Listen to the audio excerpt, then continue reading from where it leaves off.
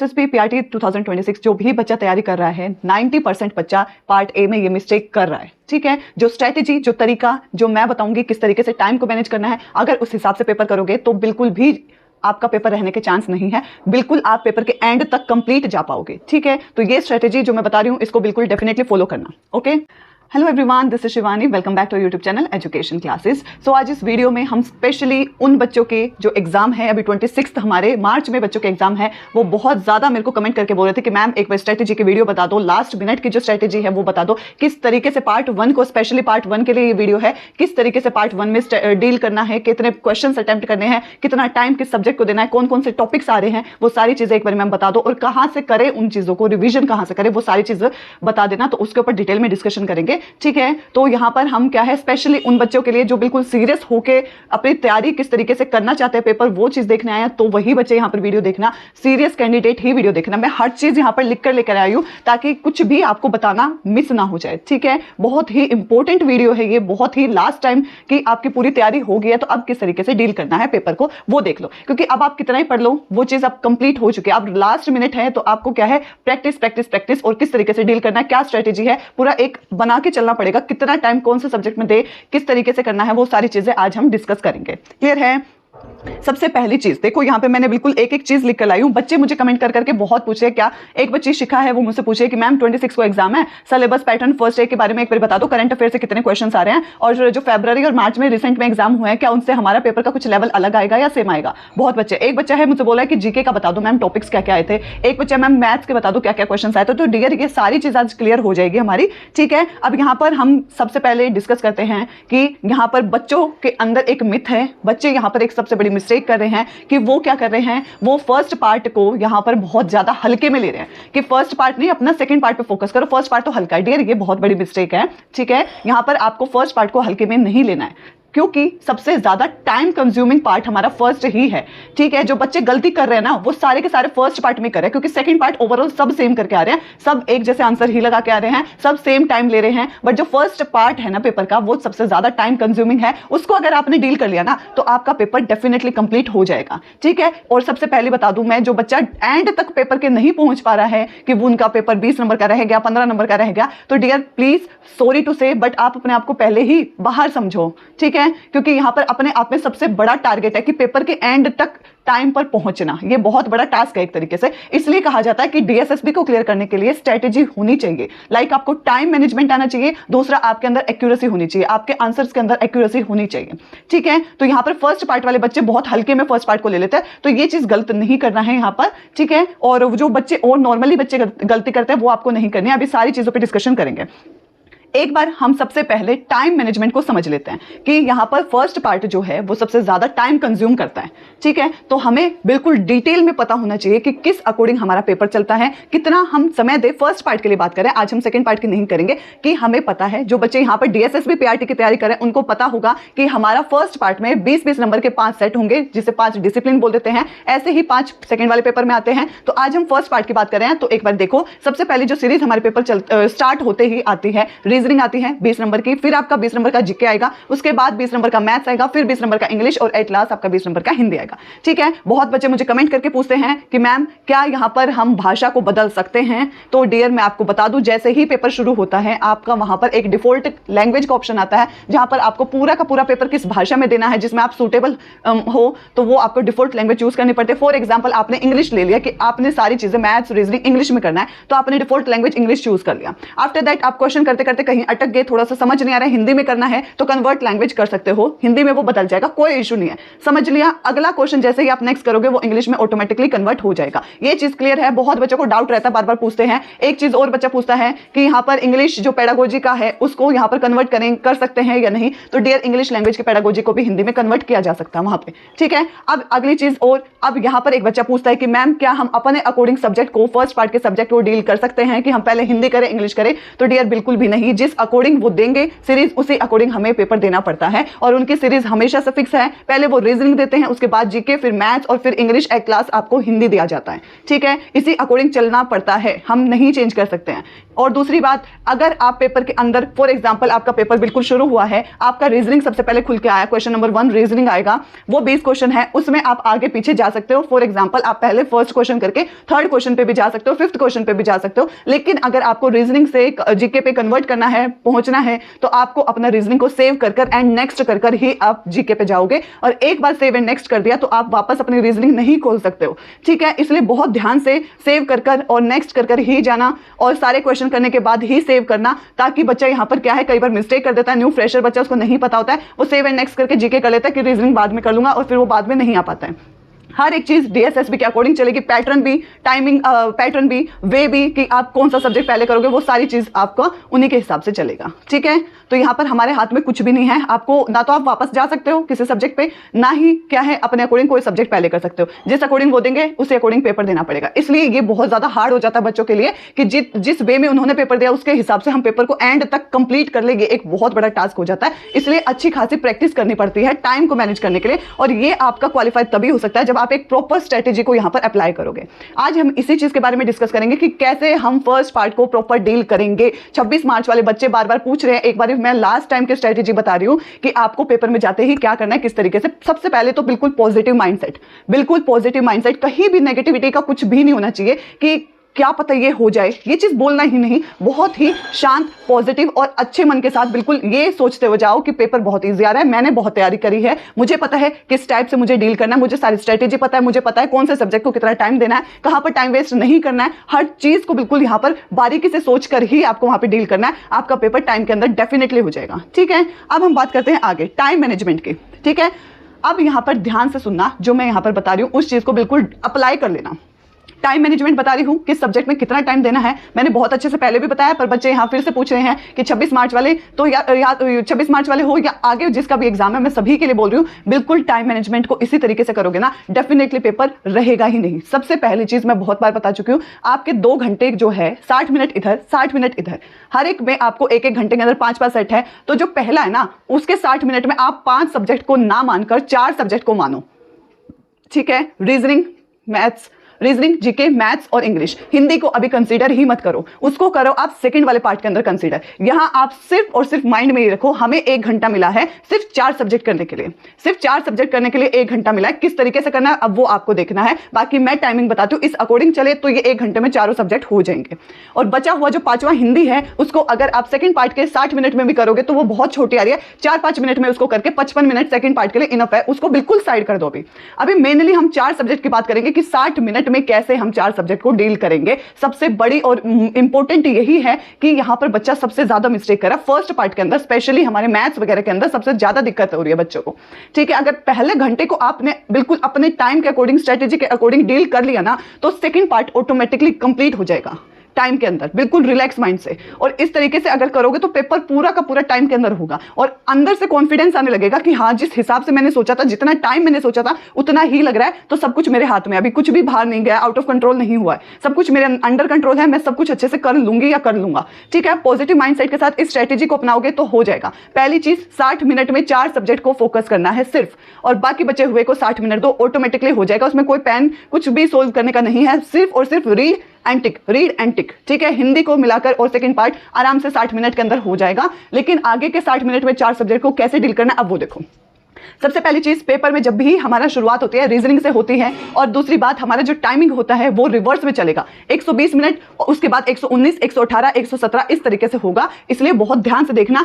एक बार बच्चे के साथ क्या होता है कि बहुत ज्यादा पैनिक हो जाता है, वो उल्टा रिवर्स में टाइम देकर उसको समझ नहीं आता, उसको यही नहीं पता चलता कि कब एकदम से 60 मिनट लिखा गया, यहाँ ये कैसे टाइम चला गया। इसलिए मैं कह रही हूँ रिवर्स में टाइम चलेगा, ऐसे नहीं है कि पहले आपको 1 मिनट दिखा रहे 2 मिनट, वो उल्टे में चलेगा, 120, 119, 118, 117। तो ये चीज बिल्कुल अच्छे से याद कर लेना। दूसरी चीज, आप बिल्कुल ये समझ के जाओ कि सबसे पहले रीजनिंग आएगा, मुझे इतने मिनट में करना है, जीके इतने मिनट में, मैथ्स इतने मिनट में, इंग्लिश इतने मिनट में, सिर्फ 4 सब्जेक्ट, कोई ज्यादा नहीं है, 4 सब्जेक्ट को यहाँ पर फोकस करना है। जाते के साथ टेबल पे कोने में कहीं छोटा सा लिख लो ताकि आपको बिल्कुल दिखता रहे कि हाँ इतने मिनट रह गए हैं, कि मेरे को इतने से इतने मिनट तक होने पर रीजनिंग कंप्लीट कर लेनी है, इतने से इतने मिनट पे जीके हो जानी चाहिए, इतने से इतने मिनट पे हमारी मैथ्स हो जाएगी, फिर हमारे इंग्लिश होके पहला घंटा कंप्लीट।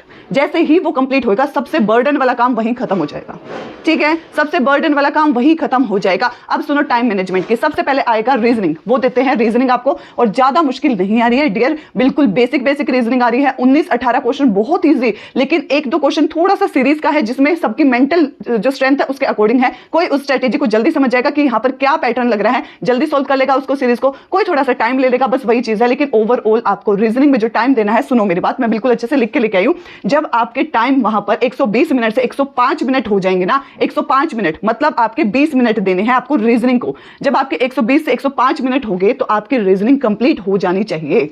20 मिनट बहुत है, 20 मिनट सोच के देखो, घड़ी का इतना हिस्सा एक सिर्फ रीजनिंग के 20 क्वेश्चन करने के लिए, और इतने हार्ड लेवल नहीं आ रहे, पजल भी आ रहे हैं, तो एक दूसरे के बीच में कितने लोग बैठे हैं, बहुत सिंपल वाले हैं, वो हाई लेवल वाला सर्कल वाला कुछ भी नहीं आ रहा है आपकी बार, तो बेसिक है, 15 मिनट में आराम से हो जाएगा। फिर भी हम यहाँ पर 20 मिनट देके चल रहे हैं रीजनिंग को। रीजनिंग में आप क्या है 20 मिनट दोगे, 120 से अगर 95 105 तक आप जाओगे तो यहाँ पर क्या है, 1 सेकेंड,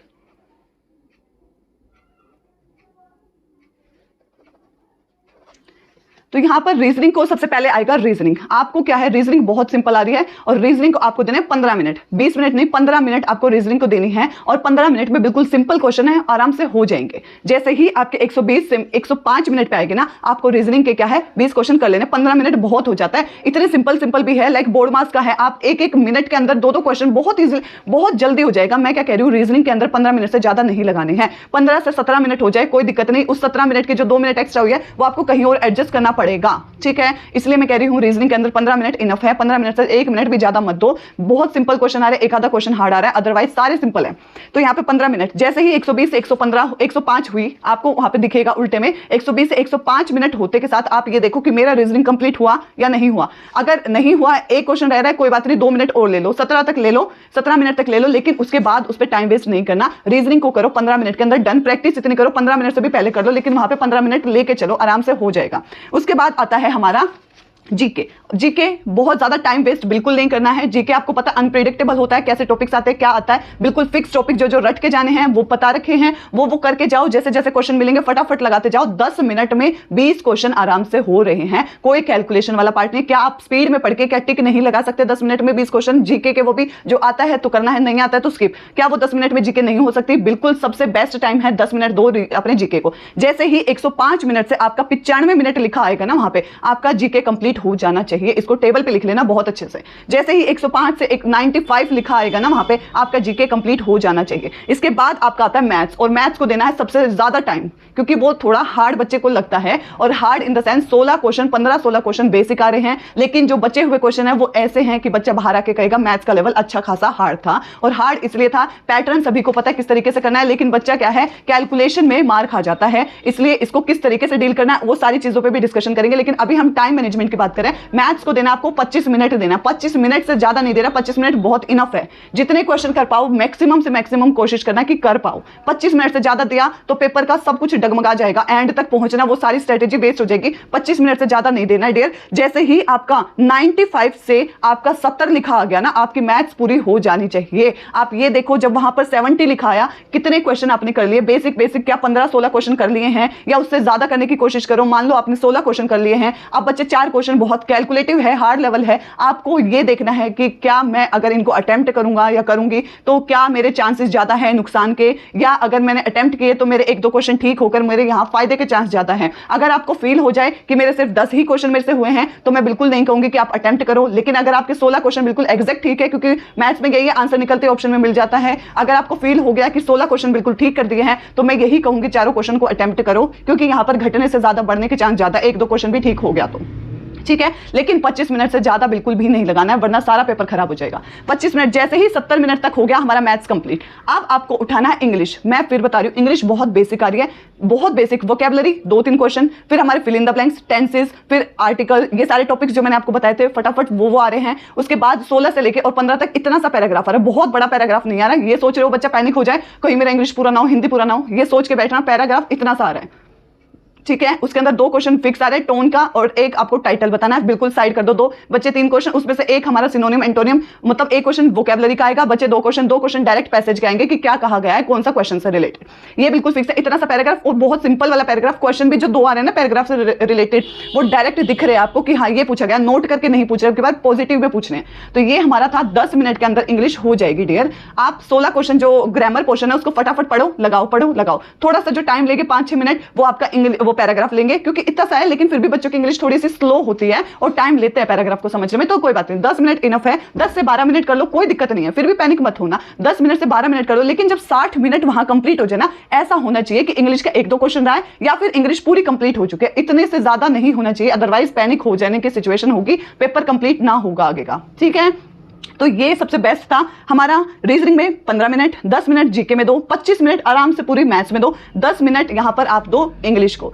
इन सभी में 1-आधा मिनट ऊपर नीचे आराम से हो सकता है, क्योंकि ह्यूमन है, ऊपर नीचे एग्जैक्ट नहीं चलता है। थोड़ा सा अगर रीजनिंग में ज्यादा है तो जीके में कम कर दो, मैथ्स में ज्यादा ले लिया है थोड़ा इंग्लिश में कम कर लो, या इंग्लिश में भी ले लिया है थोड़ा सा जो सेकंड पार्ट क्या उसको 1-आधा मिनट इधर ऐड ऑन कर लो, इतना कर लेना, कोई दिक्कत नहीं है। लेकिन बहुत ज्यादा नहीं, 10-10, 15-15 मिनट ले रहे हो तो नुकसान में जाओगे, पीछे का पेपर रह जाएगा। इस हिसाब से बिल्कुल डील करना पड़ेगा। ठीक है, ये टाइम मैनेजमेंट की बात करी मैंने, बिल्कुल हर चीज लिख ली ताकि मैं बिल्कुल कुछ भी ना भूलूं। अब तीसरी बात करते हैं हम अटेम्प्ट स्ट्रेटेजी की। अब अटेम्प्ट स्ट्रेटेजी की सुन लो भाई। देखो, जैसे ही आप मान लो पेपर में बिल्कुल बैठे, सबसे पहले रीजनिंग खुला, आपने पहला क्वेश्चन देखा, ये तो बहुत बड़ी सीरीज का है, सीरीज का क्वेश्चन पूछ रहा है, जिसको समझने में बड़ा टाइम लग रहा है कि क्या कैलकुलेशन होगी, तो बहुत टाइम लेने वाला है, उसको स्किप कर दो। सबसे पहली चीज उसको स्किप कर दो। फिर सेकंड क्वेश्चन है आपका ब्लड रिलेशन, बहुत इजी है, कर दो। उसके बाद क्या है, बोर्ड मास कर दो फटाफट। जो इजी है ना, उसको पहले इजी टू मॉडरेट की तरफ जाना है हर एक पेपर के जो सब्जेक्ट है उसमें। रीजनिंग आया, सबसे हार्ड पहले दे दिया उन्होंने, टाइम कंज्यूमिंग है, स्किप करो। सबसे इजी, क्योंकि सबसे पहले हमें जो हमारे मार्क्स को इंक्रीज करने वाले क्वेश्चन है उनको लेके आना है। इजी को लेकर आओ, इजी टू हार्ड चलना है, जैसे हम पेडागोजी में पढ़ते हैं कि हाँ इजी टू हार्ड की तरफ जाना है, ऐसे ही आपको पहले इजी क्वेश्चंस, धीरे धीरे आपको मॉडरेट, और मॉडरेट से आपको हार्ड जो टाइम कंज्यूमिंग की तरफ, उसमें आपको डील करना है। इस ही स्ट्रेटेजी से आपको मैथ्स करनी है। जैसे मैथ्स खुला, सबसे पहले 3D का हार्ड क्वेश्चन दे दिया या पार्टनरशिप का दे दिया, दिख रहा है कितना बड़ा क्वेश्चन है, बहुत टाइम लेगा, पॉइंटों में है, टाइम लेगा, साइड करो, स्किप करो, इजी ढूंढो। एचसीएफ एलसीएम का है, बिल्कुल यहाँ पे एलसीएम निकालना फटाफट। इसके बाद बोर्ड मास वाला है, बिल्कुल। इसके बाद प्रॉफिट एंड लॉस का सिंपल सा दे रखा है, एसआई का दे दिया, फॉर्मूले के अंदर पुट करना है। तो ये छोटे छोटे क्वेश्चन को पहले करो, जो कॉन्फिडेंस देगा कि हाँ हमारे इतने क्वेश्चन हो गए, हमारे इतने नंबर तो पक्के हो गए। उसके बाद मॉडरेट की तरफ जाओ, उसके बाद हार्ड की तरफ जाओ। इस तरीके से हर एक सब्जेक्ट के हर एक क्वेश्चन को अटेम्प्ट करना है। ये नहीं कि आपने पहले खोला, हार्ड है, पार्टनरशिप आ गया, उसी में लगे पड़े, सारा टाइम खराब। उसके बाद ना तो सिंपल कर पाओगे, पैनिक सिचुएशन क्रिएट हो जाएगी। इसलिए पहले सिंपल करो कि कॉन्फिडेंस अंदर आए कि बहुत सारे क्वेश्चन कर लिए हैं, अब चीजें मेरे हाथ में हैं, अब मैं आराम से कर लूंगा या कर लूंगी। इससे क्या है, रिलैक्स माइंड से चीजें चलती है। तो इजी, मॉडरेट और हार्ड, इसी स्ट्रेटेजी के साथ करना। बच्चे यही सबसे बड़ी गलती करते हैं, आपको बिल्कुल भी नहीं करनी है ये गलती। बहुत बच्चे यही फर्स्ट पार्ट के अंदर करते हैं कि उनके अंदर ईगो आ जाती है कि मैंने तो मैथ्स का ये टॉपिक पढ़ा है, मैं इसको कैसे जाने दूं, मैंने तो पार्टनरशिप बहुत अच्छे से पढ़ा है, मैं तो इसको करके रहूंगा, नहीं निकलता है, अटका रहता है, लगा रहता है उसी के अंदर। वो चीज सबसे गलत है यहाँ पे। ठीक है, आपको आ रहा है तो करो, नहीं आ रहा है तो एक लिमिटेड टाइम जितना सेट किया उसके अंदर अंदर ट्राई करो, नहीं हो रहा है तो लगे मत रहो, पेपर खराब हो जाएगा। ठीक है, एक क्वेश्चन में यहाँ पर कॉमन मिस्टेक है, ये बिल्कुल कॉमन मिस्टेक जो बच्चा करता है और आपको बिल्कुल नहीं करनी है। ईगो में बिल्कुल नहीं आना है कि मैंने तो कंपाउंड इंटरेस्ट पढ़ा है। अगर यहाँ कंपाउंड इंटरेस्ट 4 साल का पूछ लिया है तो भी बच्चा लगा पड़ा कि मैं नहीं छोड़ूंगा, मैं तो पढ़ के आया था। इस ईगो में क्या है, वो ना तो छोड़ पाता है ना वो कर पाता है, टाइम वो ले लेता है, सेकंड पार्ट रह जाता है। तो यही नुकसान नहीं करना है, पहले इजी, फिर मॉडरेट, फिर हमारा हार्ड की तरफ जाओ और जितना टाइम लिया है उसके अंदर अंदर क्वेश्चन करने की ट्राई करो। और फिर उसके बाद मान लो 15-16 क्वेश्चन हो गए, उसके बाद आपको देखना है कि मुझे अटेम्प्ट करना है या मुझे छोड़ना है। वो आपके ऊपर खुद की आपकी जो अंडरस्टैंडिंग है उसके हिसाब से आप करना। ठीक है, तो ये चीज थी। और जीके ज्यादा टाइम बच्चों का ले लेता है। कई बार बच्चे क्या है कि सोचते रहते, इतना टाइम नहीं लगाना है जीके पे। बहुत सारे सब्जेक्ट्स हैं जो आपके मार्क्स को ज्यादा करवाएंगे as compare to GK. Unpredictable है जीके, कंप्लीट फिक्स टॉपिक जो है वो रट जाओ, जैसे सेंसस हो गया, उनसे रिलेटेड आर्टिकल हो गया, वो सारी चीज पढ़ जाओ, उनके फिक्स है, देखते साथ लगा दोगे, आगे बढ़ो। इस टाइप से लिमिटेड टाइम देना है, ज्यादा नहीं लगाना है। ठीक है, यहाँ पर इसके बाद जो चीज़ के ऊपर हमें डिस्कशन करना है वो ये है कि बच्चों सभी का पेपर रहता है, इसलिए रहता है क्योंकि वो मैथ्स और जीके में और मैथ्स और रीजनिंग में लगे रहते हैं। मैथ्स और रीजनिंग ही बच्चों का टाइम खा रहे हैं, जिसके कारण वो सेकंड पार्ट तक नहीं पहुंच पा रहे। ठीक है, आपको दोनों को बहुत प्रॉपर तरीके से डील करना है। ठीक है, आपका बिल्कुल पेपर नहीं रहेगा। सबसे पहली चीज, जितना टारगेट हमने ये डिसाइड किया कि मेरे को इतने क्वेश्चन अटेम्प्ट करने हैं टोटल फर्स्ट पार्ट में, जो आप सोच के गए हो कि मेरे को मैथ्स में 16 क्वेश्चन अटेम्प्ट करने हैं, इसके बाद मुझे नहीं आए तो मैं छोड़ दूंगा, ये आपकी स्ट्रेटेजी हो तो जितना टाइम सब्जेक्ट में दिया है, जितने क्वेश्चन आप सोच के गए हो, जितना हो जाए उतना कि हाँ मैंने इतना सोचा था मैंने कर लिया है, तो वहां पर टाइम वेस्ट मत करो, आगे बढ़ो। आगे बढ़ना ही होगा, चीजों को छोड़कर आगे चलना ही होगा, तभी पेपर के एंड तक पहुंच पाओगे। या तो अटेम्प्ट करो या उसको छोड़ दो, वो आपके ऊपर है। जितना सोच के गए हो कि इंग्लिश में मुझे इतने क्वेश्चन करने हैं कि मेरा पास हो जाऊंगा या पास हो जाऊंगी, तो उतने क्वेश्चन कर लिए तो आगे बढ़ो। ठीक है, टाइम ज्यादा नहीं लगाना, इस तरीके से करना है, इजी टू हार्ड की वे में चलना है। ठीक है, और बच्चा पूछता है मेरे से कि गुड अटेम्प्ट कितना है मैम, गुड अटेम्प्ट कितने हैं, तो एक्यूरेसी के साथ बता रही हूं मैं फर्स्ट पार्ट के बारे में। एक्यूरेसी के हिसाब से बिल्कुल आपके कट कटाने के बाद कम से कम 80 नंबर बने। तो अब ये आप सोच रहे हो कि मैं कितने अटेम्प्ट करूं कि कटने के बाद वो 80 नंबर बने, क्योंकि डेढ़ जिस हिसाब से कट ऑफ बढ़ती जा रही है हर साल ना, तो फर्स्ट पार्ट में 80 लेकर आने पड़ेंगे आपको कटने के बाद। एक्यूरेसी वाले बता रही हूं, और आपको बिल्कुल मैं बता रही हूं बेसिक पेपर आ रहा है, बहुत हार्ड लेवल नहीं आ रहा है, सिर्फ और सिर्फ 2-3 क्वेश्चन या 3-4 क्वेश्चन मैथ्स के हार्ड है, अदरवाइज फर्स्ट पार्ट पूरा ठीक है। और सेकंड पार्ट तो बिल्कुल मैं बता रही हूँ सीटेट के लेवल का है। और यहाँ पर हिंदी बता रही है, हिंदी के बारे में मैंने यहाँ डिस्कशन नहीं किया। हिंदी अपने आप में बहुत ही बेसिक आ रही है, जिसके अंदर कारक और फिल इन द ब्लैंक्स बिल्कुल PQRS बिल्कुल सिंपल वाले, और एक छोटा सा पैराग्राफ, जिसको सिर्फ और सिर्फ आप 7 मिनट में या 8 मिनट में, उससे भी कम मिनट में आप हिंदी को कर लोगे। इसलिए मैंने उसको फर्स्ट पार्ट में ऐड नहीं किया, क्योंकि उसमें कैलकुलेशन वाला पार्ट इतना है कि आप अगर 5 सब्जेक्ट को फर्स्ट पार्ट में लोगे ना 1 घंटे के अंदर, तो वो कंप्लीट नहीं हो पाएगा।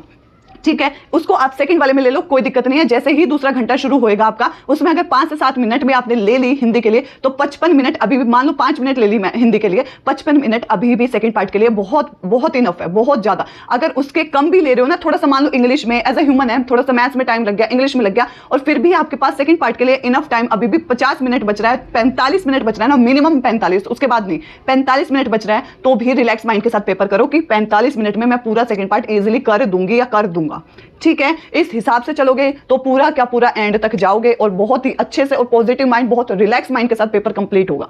तो यहाँ पर 26 मार्च वाले बच्चे बिल्कुल कंफ्यूज नहीं होना है, बिल्कुल डरना नहीं है, पैनिक सिचुएशन क्रिएट नहीं करनी है, क्योंकि अच्छी खासी तैयारी करने वाला बच्चा पैनिक होकर नुकसान कर जाता है। अच्छी खासी तैयारी किए वो बच्चा भी टाइम को मैनेज नहीं कर पाने के कारण यहाँ पर क्या है, नुकसान में चला जाता है। इसलिए कहा जाता है कि आपकी एक स्ट्रेटेजी भी होनी चाहिए और अच्छी खासी तैयारी भी होनी चाहिए। DSSB को क्लियर करना है तो एक्यूरेसी प्लस टाइम मैनेजमेंट एक सक्सेस की है। ठीक है, तो ये चीज थी, यहाँ पर हमने डिस्कस कर लिया पूरा, टाइम मैनेजमेंट, एक्यूरेसी, ये सारी चीज। अब यहाँ पर मेरे से बच्चे पूछता है बार बार कि मैम किस टाइप के टॉपिक्स आ रहे थे, तो डियर मैंने बहुत बार टॉपिक्स बता रखे हैं, फिर भी मैं एक बार फटाफट बिल्कुल स्पीड से आपको टॉपिक्स बोल देती हूँ, जिससे आपको थोड़ा सा आइडिया हो जाएगा।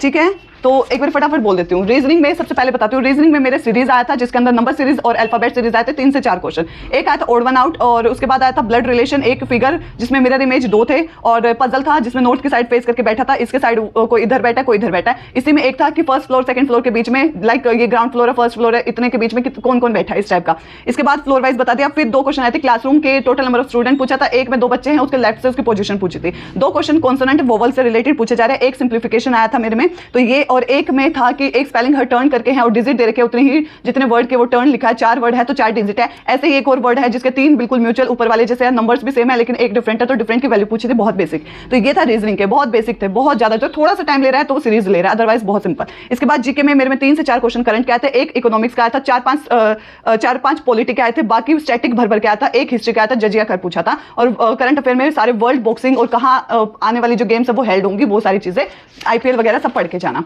इसके बाद मैथ्स के अंदर मेरा पूछा गया था, मैथ्स में देखो 3D से 2 क्वेश्चन आए थे, एक 2D से आया था, पार्टनरशिप से 2 क्वेश्चन आए थे, टैंक से 2 क्वेश्चन आए थे, टाइम एंड वर्क से 1 क्वेश्चन आया था, HCF LCM से 1 आता, सिंप्लीफिकेशन जिसके अंदर क्यूब रूट और स्क्वायर रूट है उससे 1 क्वेश्चन आया था, मीन निकालना है रेशो वाले में 1 क्वेश्चन आया था, डिस्काउंट में 2 से 3 क्वेश्चन आए थे, SI सिंपल आया था बिल्कुल 1, डिस्टेंस एंड टाइम वाला 2 क्वेश्चन आए थे, बोट ऑन स्ट्रीम वाला 1 आया था, एवरेज के 2 आए थे, DI का 1 आया था जिसके अंदर रेशो पूछ रखा था। ठीक है, ये मैथ्स के थे टॉपिक। इसके बाद इंग्लिश में कौन कौन से आए, तो सिनोनियम 1 आया था, एंटोनियम 1 आया था, 2 PQRS आए थे, 3 से 4 फिलअप्स आए थे, जिसके अंदर हमारे क्या है पूछ रखे थे क्या यहाँ पे वर्ड आएगा या फिर टेंस पूछ रहे थे। यहाँ पर इडियम फ्रेजेस 1 आया था, स्पेलिंग 2 से 3 आया था, एक आर्टिकल आया था, और एप्रोप्रिएट वर्ब बोल सकते हैं या फिर प्रोवर्ब, ये करके पूछे गए थे, और एक टेंस आया था, और यहाँ पर कंजक्शन और जो फिल इन द ब्लैंक्स उसमें कंजक्शन प्रेपोजिशंस वगैरह ऐड ऑन करने थे। इसके बाद क्या नहीं आ रहा इंग्लिश में, वन वर्ड सब्स्टिट्यूशन बिल्कुल नहीं आ रहा, फ्रेजल वर्ब नहीं आया, यहाँ पर क्वेश्चन टैग नहीं आया था बिल्कुल भी, तो ये सारी चीजें नहीं आ रही है। अब यहाँ पर पैराग्राफ है, पैराग्राफ मैंने बता दिया कि एक टोन और एक उसका टाइटल वाला है और एक उसके अंदर सिनोनिम एंटोनियम, दोनों में से एक पूछ रहे हैं, 2 क्वेश्चन पैराग्राफ से रिलेटेड। सिंपल बिल्कुल सेम ऐसा ही हिंदी में है। मेरे में 2 स्पेलिंग आई थी, एक वाल्मीकि की और एक आवश्यक की स्पेलिंग पूछी गई थी। दूसरा यहाँ पर एरर आया था, त्रुटि बतानी है कौन सी एक लाइन थी, उसके कौन से पोर्शन में गलती है। पर्यायवाची 2 थी, क्षमता और कंचन का। विलोम पूछा गया था, परिचित और अपरिचित का। मुहावरे पूछे गए थे, 2 कारक आए थे भर भर के पैराग्राफ, उसके अंदर फिल इन द ब्लैंक्स के अंदर बहुत भर भर के। वन वर्ड सब्स्टिट्यूशन हिंदी में आ रहा है, एक की बहुभाषिकता, ज्यादा भाषा बोलने वाला बहुभाषिकता, इस टाइप से PQRS हिंदी में भी आ रहा है, एक सेंटेंस बन रहा है छोटा सा।